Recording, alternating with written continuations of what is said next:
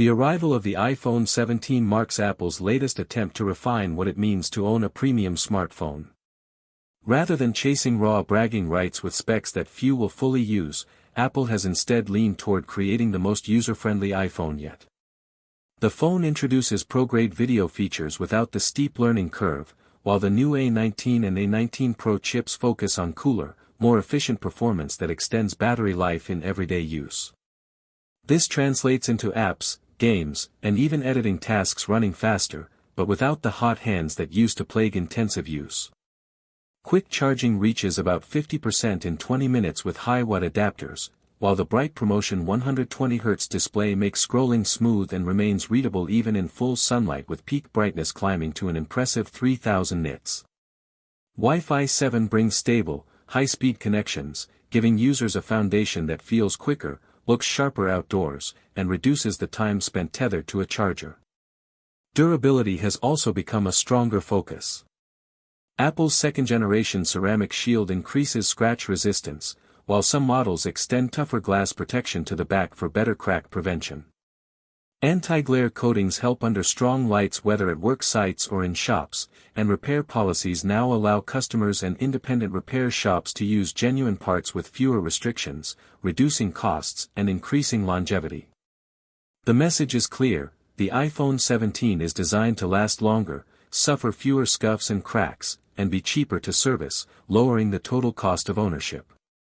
Camera capabilities remain a highlight, with the Pro models combining three 48-megapixel fusion cameras across wide, ultra-wide, and telephoto options, plus a new 18-megapixel front camera with center stage to keep calls framed.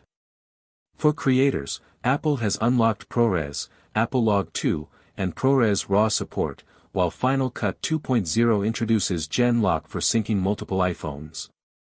Accessories like Blackmagic's Camera Pro Dock further enhance professional workflows. Thanks to improved cooling and brightness, these features are easier to use in real-world conditions, whether you're outdoors, at work, or on the move. But the question lingers: are these refinements worth spending over $1,000? At the same time, a new contender is rising, and it threatens to rewrite the rules of the smartphone game. Tesla's long-rumored Pi phone, expected to launch at just $217, challenges Apple's polished formula with a radically different philosophy: tougher builds, repair-friendly design, practical hardware controls, and simplified software that emphasizes long-term stability over yearly upgrades. Where Apple leans into premium materials and polish, Tesla doubles down on rugged practicality. The Pi phone will reportedly use 7000 series aluminum with 1.2:1. 5mm walls, reinforced with internal ribs at the corners and a small raised bezel lip to protect its flat display. Unlike curved glass panels that are expensive and tricky to replace, the flat screen will keep repair costs lower and alignment simpler. Its micro-etched anti-glare finish reduces reflectance from around 4% down to 2%, improving sunlight readability without needing extreme brightness. The camera cover will be made of sapphire, far harder than typical glass, ensuring that scratches from sand or keys won't compromise image quality. The body will also be sealed for IP68 protection, giving survival against dust and submersion without a bulky case. Tesla's repair philosophy also stands apart. The Pi phone is expected to use standard screws like Torx T3 or Phillips 000, allowing small repair shops to open the device easily. A pull-tab adhesive design means the 5000 mAh battery, good for 1 to 2 days of light use and about 1000 full charge cycles, can be swapped out in under 10 minutes without heat tools or complicated pairing. Replacement batteries should cost under $30, which significantly reduces long-term ownership costs.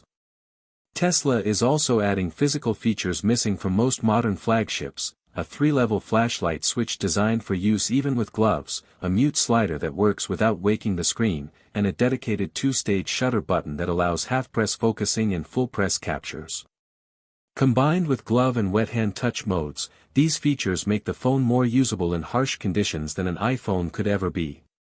The Pi phone's camera system embraces a utility-driven 4-lens layout.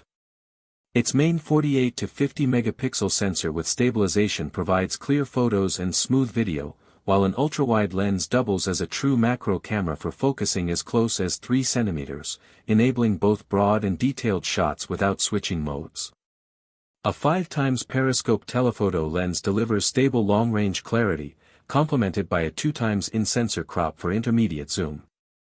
A fourth portrait lens optimized at 50mm flatters faces while doubling as a telemacro option for close-range documentation of tools, labels, or documents.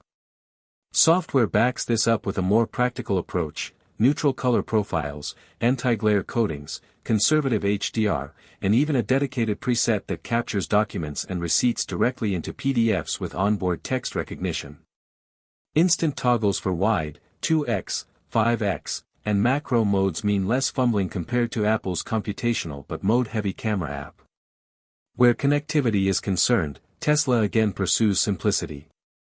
Instead of relying solely on Apple's polished but limited satellite SOS, the Pi phone will integrate Starlink's direct-to-cell network, which broadcasts standard LTE signals from satellites.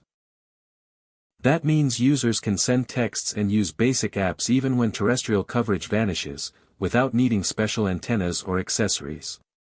Tesla's vision is a layered approach: prioritize the strongest local ground network first, then fall back to satellite messaging when towers disappear, all while pairing with offline-first maps and cached navigation to keep guidance working without data. This strategy builds on live networks already rolling out in the US through T-Mobile, with similar trials proving effective in Europe, Australia, and Turkey.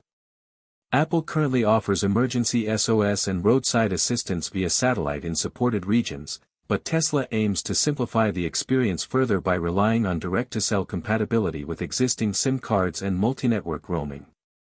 The Pi phone's operating system follows the same stripped-down philosophy. Instead of pushing constant updates and yearly redesigns, Tesla promises a lightweight, long-term support system with predictable monthly or quarterly security patches.